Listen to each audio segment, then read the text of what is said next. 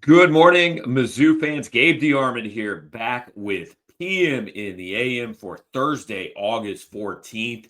And we are here today to talk about the haters. Not really. I'm just trying to get you to watch, to be quite honest. But I have found it very interesting as we are now 2 weeks exactly from the season opener.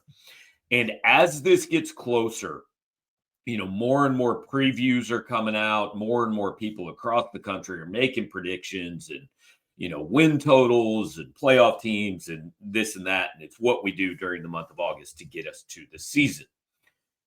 The over under for the Missouri football team this year is 6.5 or 7.5, depending on where you look and what you get it at and kind of where it's juiced to and all that.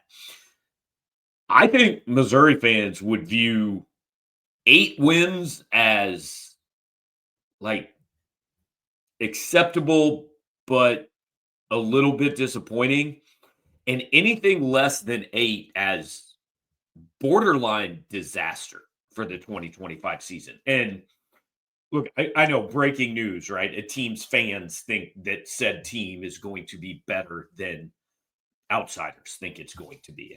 That's what August is. Every year is your year and all that.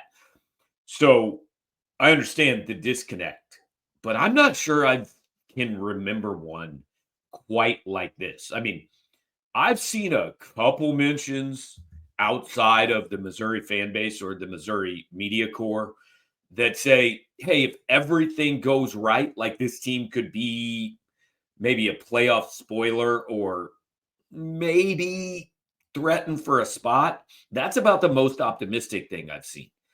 Meanwhile, like the expectations in this fan base are, hey, we've got a really good playoff shot. And I don't think it's just, there is some of the typical August, hey, every year, this is going to be the year, right? But I've been around this fan base. Like I've gone into a lot of seasons understanding that the fan base is going, hey, if we can get to 8, that'll be really good.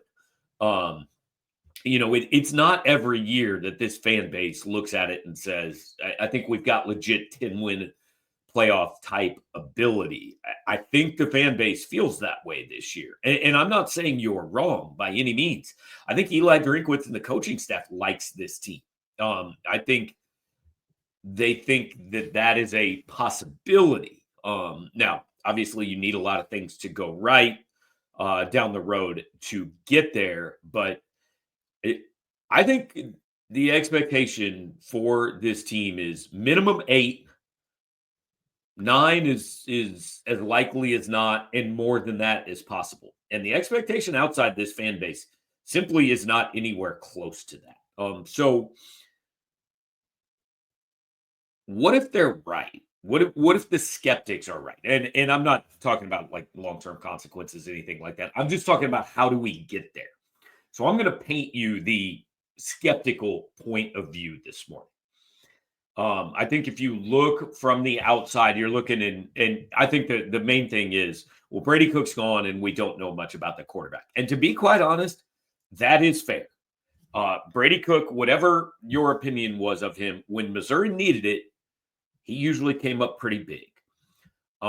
Whether it's Bo Perbula or Sam Horn, we don't know a whole lot about what Missouri's got. We've got one half of significant, meaningful football between the two of them in their college careers. So, look, I understand all the optimism and excitement for them, but they haven't done it in a game in front of a crowd, and that is different. So we'll see. I think a lot of the other skepticism is, well, Theo Weiss and Luther Burden are gone, and the leading rusher is gone. I'll be honest, guys. I've said this over and over.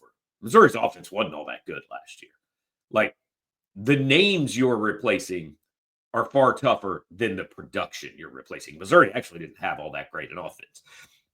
Now, I think this is where Missouri fans' main optimism lies is on the defense. And I think, and I don't blame anybody for this. I think the gap in the belief in this team is that you just don't have the ability to know everybody's newcomers and really dive into what they did in the transfer portal and what the coaches think about. Like, it takes me all kinds of time to do that for one team. I wouldn't want to do it for 14 or 130. This is not ripping the national guys, but I think maybe, the justification for this pessimism on Missouri is, yeah, Darius Smith was hurt, and a lot of people have forgotten about him. Damon Wilson, yeah, that's great, but hasn't done it yet. Maybe we like Josiah Trotter more than the outside people do. Same goes for a guy like Stephen Hall or Jalen Catalon. I don't know. I just think probably, they're not diving into this roster like we are, which is fair because I'm not diving into South Carolina's roster or Tennessee's or Kansas's or really anybody else at this point. So I understand it. But back to how do we get with, like, what if they're right? What if this is a 7-5 team? How do we get there? Well, it's not actually as hard as you think. Alabama and South Carolina are, top 15 teams that generally people think are going to be better than Missouri. I'm not saying that's accurate, but generally that's the belief. So let's say those two teams beat Missouri.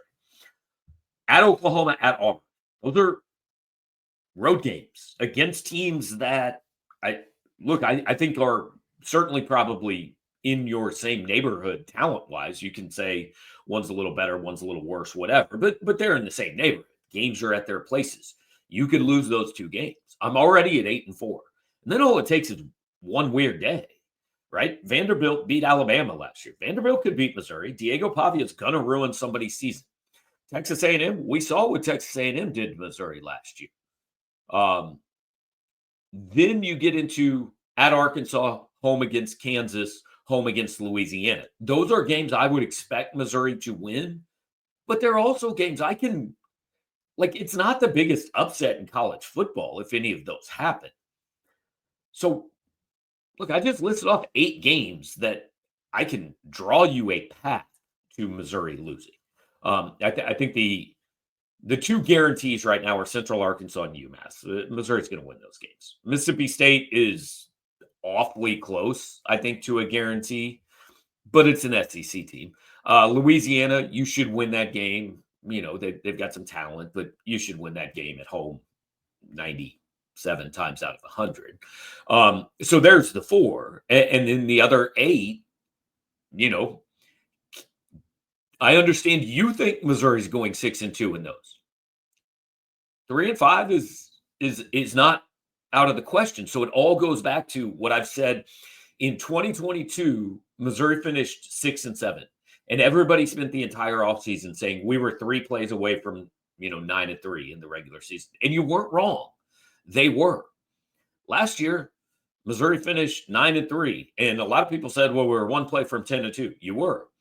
You were also about 3 plays from 6-6. I mean, this is how thin the line is. So I think the gap between 6-6 and 10-2 really isn't as big as you think it is. It's a handful of plays over the course of the next 4 months. But again, I don't remember, and I don't pay attention to every team's preseason. Like, I don't know what Kenny Dillingham and Arizona State thought about his team last year.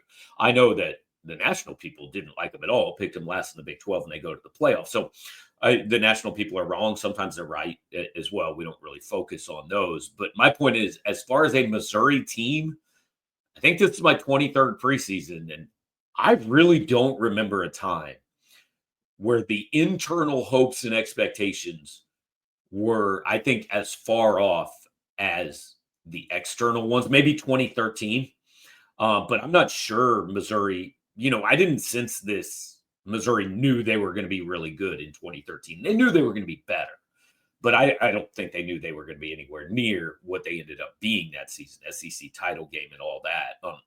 2007, I've talked a lot about how that team thought it was going to be really good, but the national media, like, they were ranked in the preseason. National media mostly thought they were like a 9-3 team. It wasn't like people were wildly off about that team.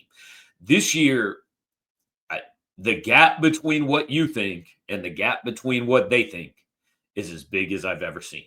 And the good news is we only got 2 more weeks to worry about who's right. And then we actually get to find out because the season opener is 2 weeks away.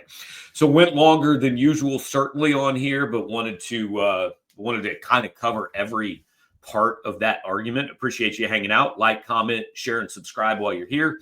Jump over to powermizzou.com, save 50% on your first year, pay $1 for your first month. That goes all the way up until the day before the season opener. But get it done now. You're missing stuff every day. Thanks for hanging out.